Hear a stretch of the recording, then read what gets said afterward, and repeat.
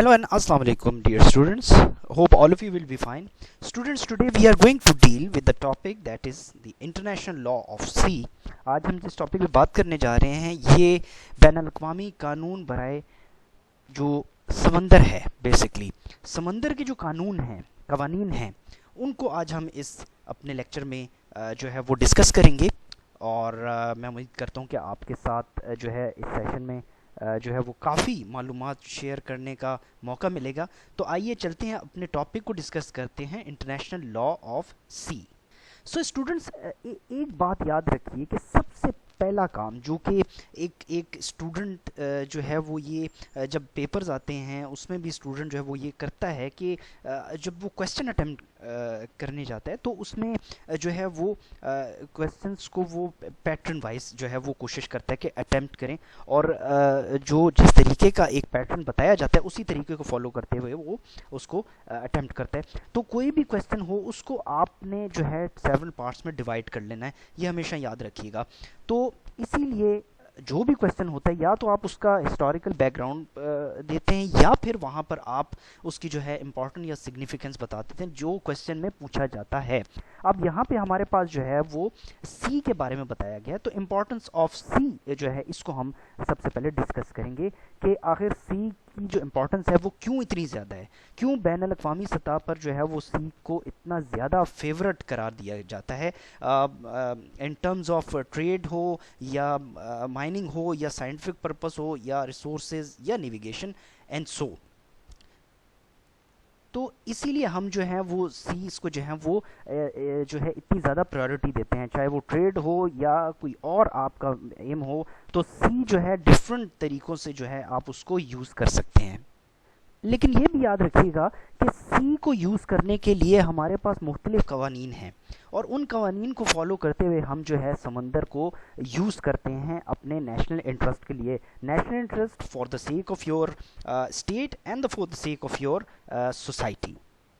तो सबसे पहला पॉइंट यहाँ पे हम डिस्कस कर लेते हैं कि सी के वो कौन कौन से पहलू हैं जो इतने इम्पोर्टेंट बनाते हैं इसको।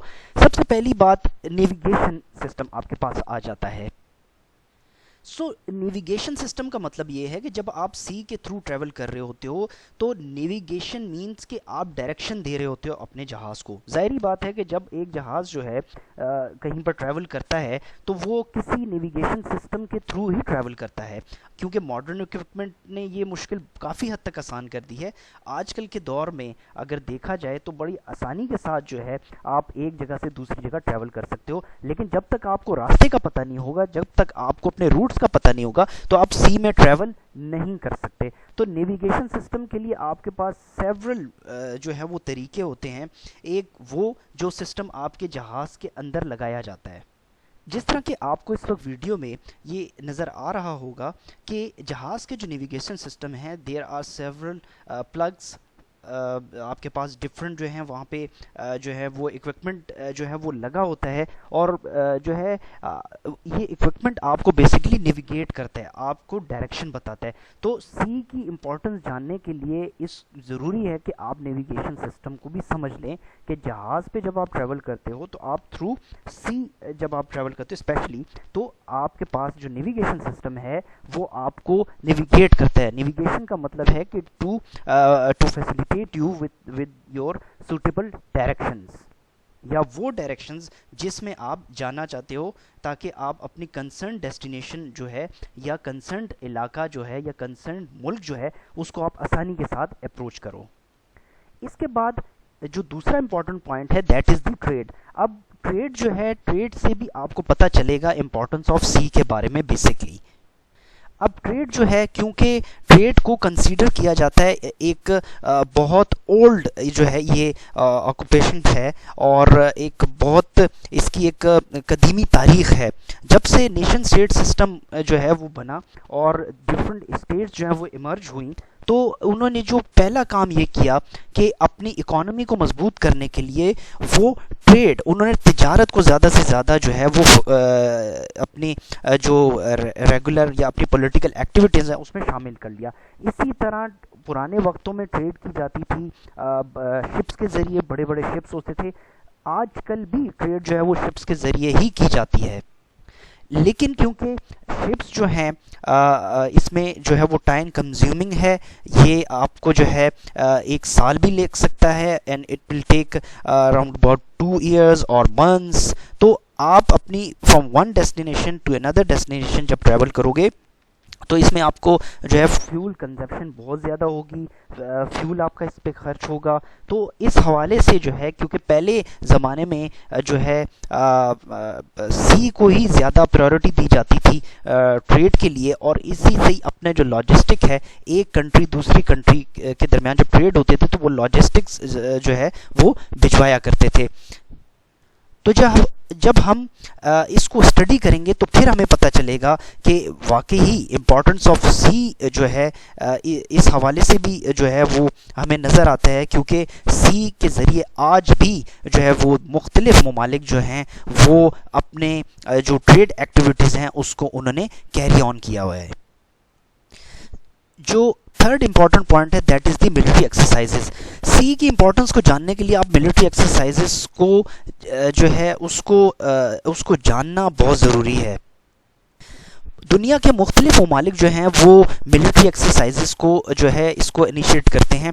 मिलिट्री एक्सरसाइजेज दो मुल्कों के दरमियान भी हो सकती हैं, ये जो है मोर देन 2 कंट्रीज़ भी जो है ये एक्सरसाइजेज हो सकती हैं। मिलिट्री एक्सरसाइजेज जो है वो ग्राउंड पे भी हो सकती हैं, और ये एक्सरसाइजेज जो हैं वो आप लोग ऑन ग्राउंड भी कर सकते हो। लेकिन जब सी की बात की जाए, क्योंकि आपका टॉपिक है, तो सी इस हवाले से भी इम्पॉर्टेंट है क्योंकि हर कंट्री का, वो कंट्री जिनके पास नेवल फोर्स है, जिनके पास कॉन्सेप्ट है सी का और नेवल फोर्स है उनके पास, तो मिलिट्री एक्सरसाइजेज को इनिशिएट किया जाता है। मिलिट्री एक्सरसाइजेज का पर्पस ये होता है कि ताकि एक मुल्क जो है वो अपनी कैपेसिटी को, अपनी जो क्रेडिबिलिटी है, अपनी एबिलिटीज़ को जो है उसको चेक किया जाए, और वो उसमें अगर बेहतरी की ज़रूरत है तो उसको इन्हांस किया जाए। ये बेसिकली पर्पस होता है मिलिट्री एक्सरसाइजेज का।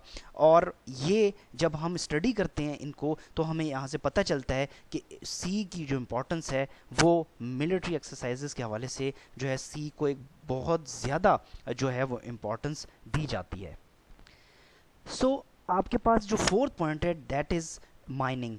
अब ज़ाहिरी बात है कि सी में माइनिंग भी की जाती है, और माइनिंग क्यों की जाती है? बिकॉज़ माइनिंग इसलिए की जाती है कि यहाँ से आपको जो है वो डिफरेंट जो है वो रिसोर्सेज जो हैं मिलते हैं, नेचुरल रिसोर्सेज आप जो हैं एक्सप्लोर करते हो, और इसके अलावा कोई साइंटिफिक पर्पस के लिए भी आप इसको यूज़ कर सकते हो।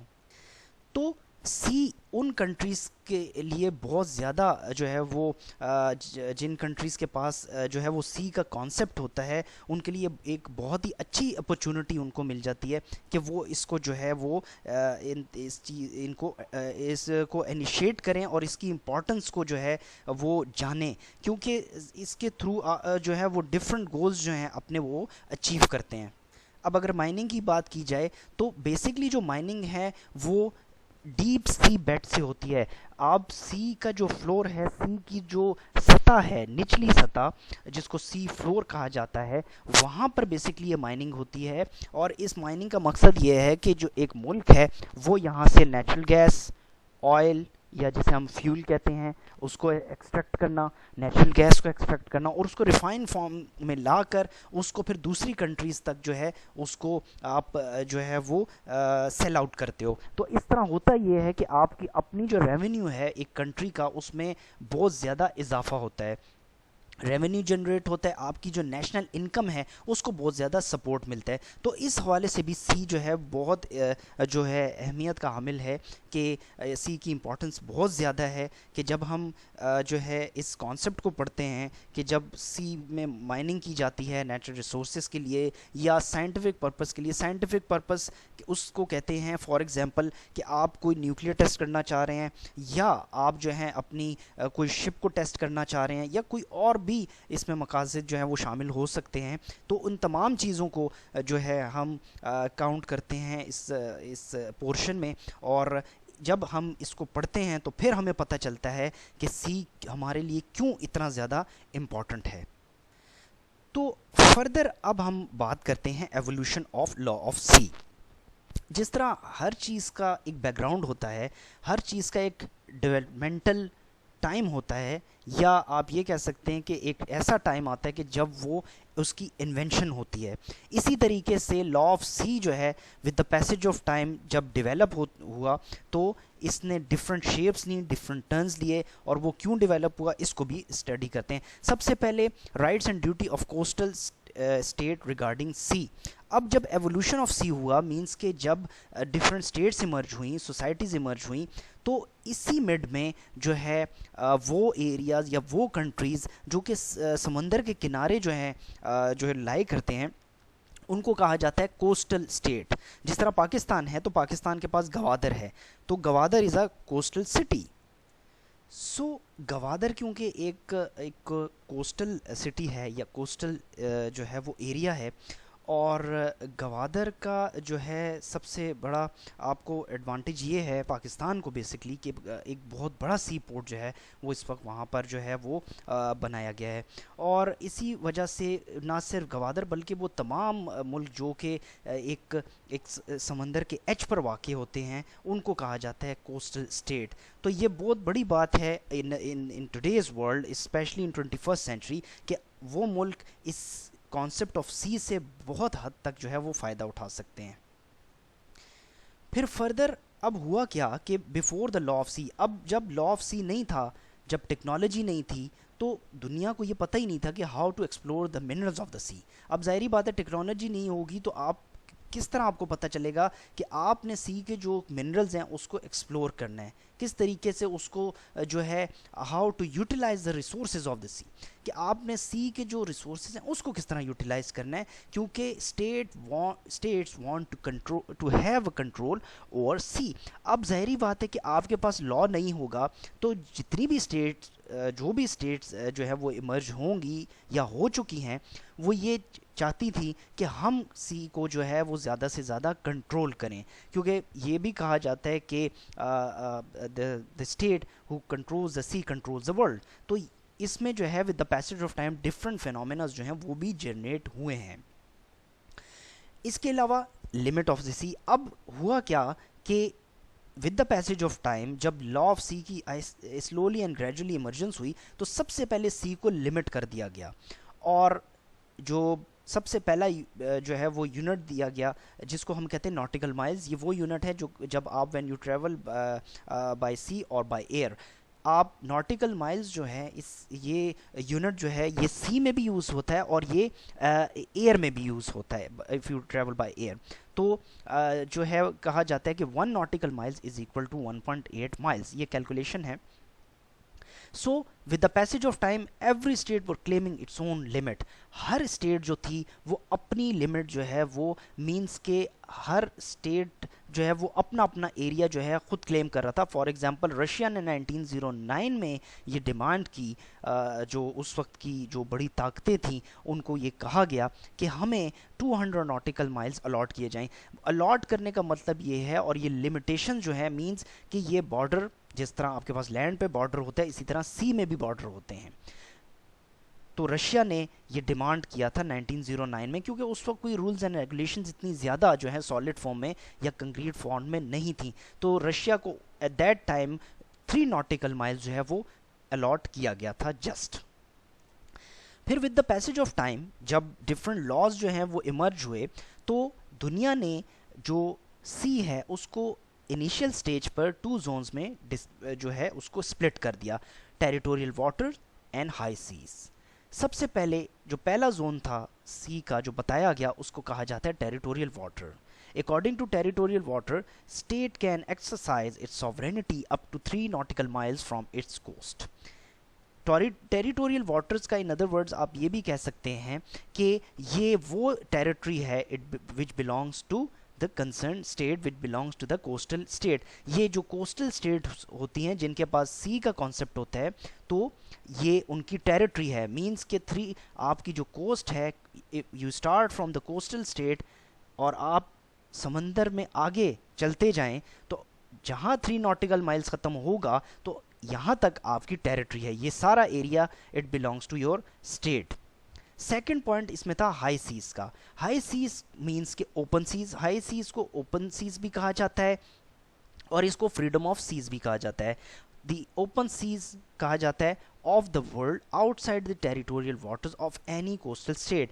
जब आप टेरिटोरियल वाटर से फर्दर आगे प्रोसीड करते हो तो जो जोन शुरू होता है सी में उसको कहते हैं, या जो एरिया शुरू होता है सी में उसको कहा जाता है हाई सीज। हाई सीज का मतलब ये है कि ये ओपन फॉर ऑल है, फ्रीडम ऑफ सीज है, यहाँ से जो बड़े शिप्स हैं उनका गुजर हो सकता है और होगा definitely, because you travel from one place to another.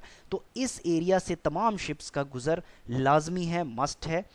लेकिन जो टेरिटोरियल वाटर्स है, यहाँ पर जब कोई शिप आएगा आउटसाइडर शिप, तो जब आपकी टेरिटोरियल वाटर्स से वो गुजरेगा तो इट्स योर रिस्पॉन्सिबिलिटी कि आप उस शिप को कंटेन कर सकते हैं, उस शिप को आप रोक सकते हैं, और उस शिप को आप कह सकते हैं कि first you have to prove your identity, और अनटिल एंड अनलेस कि वो अपनी आइडेंटिटी को प्रूव नहीं करता तो आप उस शिप को अलाउ नहीं करेंगे अपनी जो टेरिटोरियल वाटर्स हैं वहाँ से जो है पास ऑन होने के लिए।